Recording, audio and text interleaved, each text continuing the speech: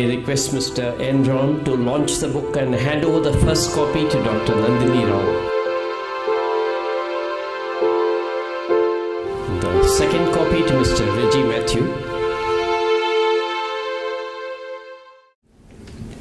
I'm here as a friend and admirer of the Abdullahs. V. Abdullah and Omi Abdullah. We knew them when they lived in Chennai for many years. Abdullah was an outstanding publisher, progressive and often ahead of his times. And we just heard from Mr. Muthaya, his love for books and his quiet support for reading, for launching institutions where people could come together and read and enjoy good books.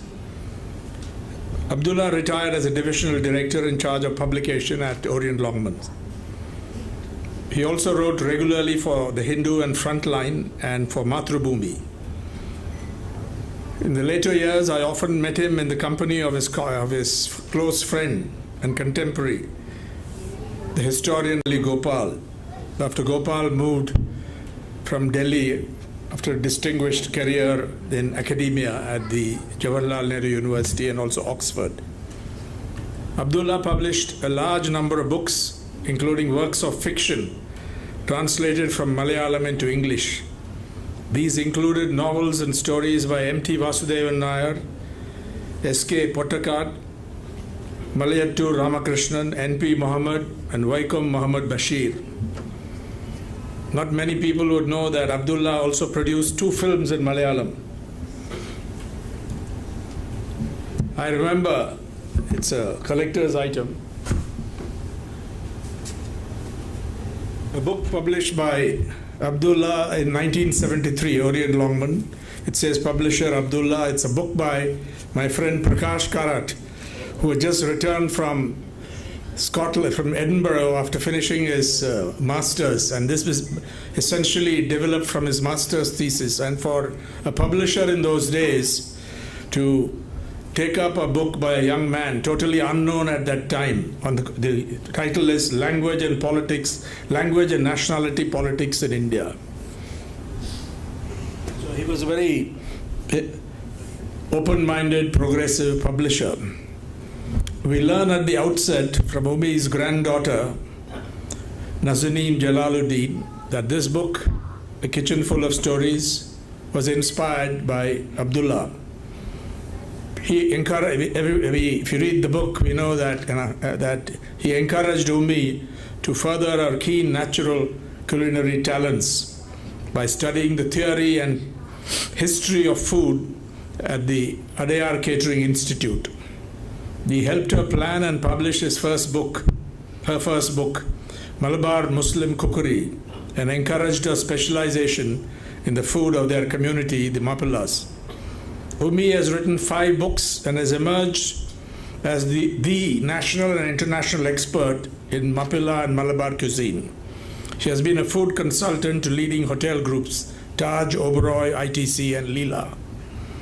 Her expertise is acknowledged in the forewords to this book, written by 2 leading authorities on Indian food, Kamila Punjabi and Chandrika Bhatt.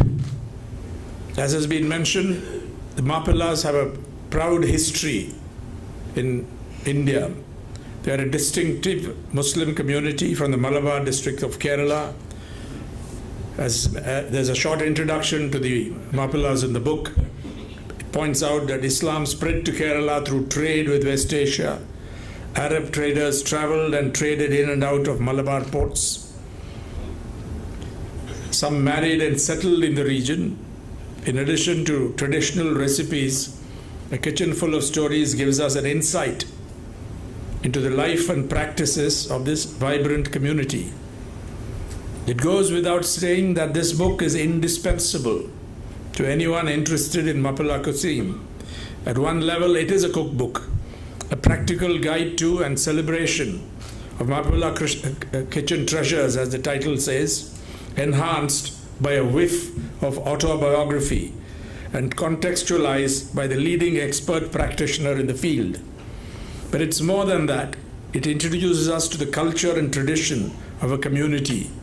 It's beautifully published by Omi Abdullah with encouragement and help from her granddaughter, Nazanin.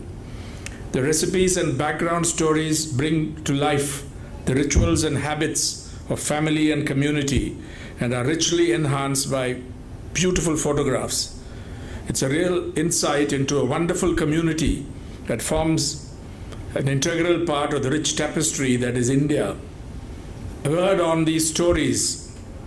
Stories introduce the different sections titled Stocking the Kitchen, breakfast recipes, a midday pick-me-up, the heart of the matter, festivity favorites, desserts, Ummi's Corner, recipes for tea time snacks, and my pickling and catering days. These stories have a personal touch and provide context. What I particularly appreciate in the stories are the brevity, the economy of expression. I think that's largely the work of Nazanin.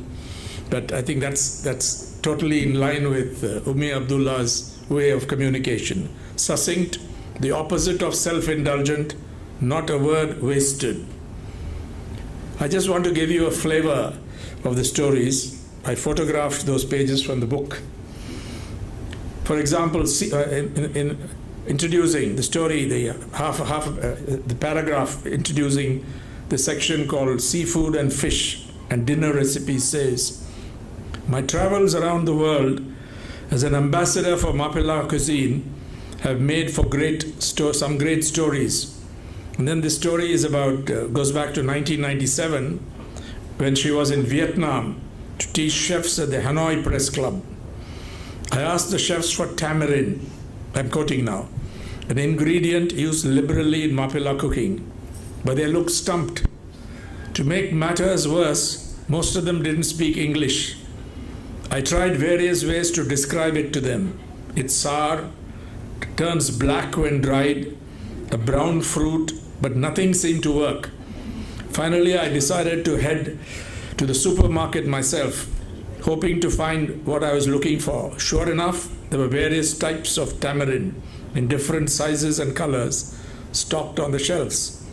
When I got back to the kitchen, the chefs crowded around me to see what the mystery ingredient was.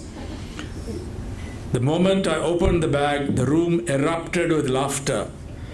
Since I looked puzzled, one of the chefs led me to a nearby window and pointed to the tree outside. I couldn't believe my eyes. I'd been there for almost a week and I'd never noticed the tamarind tree within the premises. Like the story?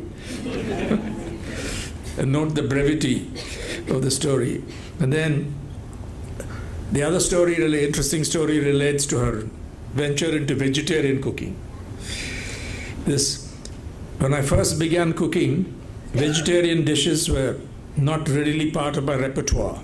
I knew that to make a simple muringai ilai charu or parippu charu, but nothing that could impress a vegetarian. This changed rather dramatically after my older daughter, Laila, got married. My son-in-law, Kamal, his name is Kamaluddin, was not a fan of seafood, and there was no way of winning him over with a fancy meat dish. Whenever I knew he was coming over for a visit, I would frantically search for vegetarian recipes I could try. Over time, I learned how to cook an enviable number of vegetarian dishes. So this chapter, she says, is an ode to Kamal's influence in my life, the late Kamal. And there are other stories. I won't go into the details.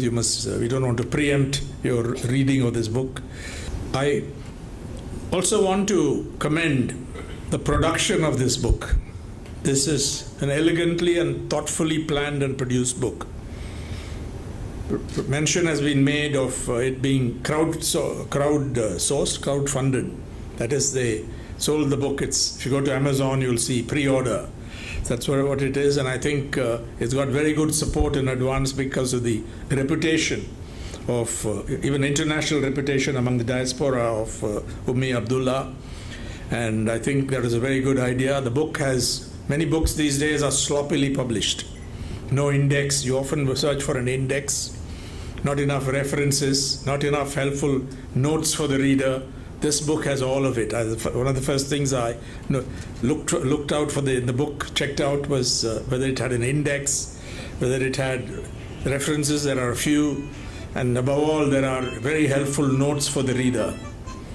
I want to conclude by saying that in a wider sense, this is a celebration of the idea of India, the rich diversity and plurality and the secular spirit of its historical civilization that has come under stress and challenge today. It is a celebration of the greatness of our historical civilization, which has welcomed influences from anywhere in the world and also developed a lot of wonderful things in our part of the world. I'm no expert on cuisines and so on, but it's a book that I will treasure, particularly after it has been autographed by her.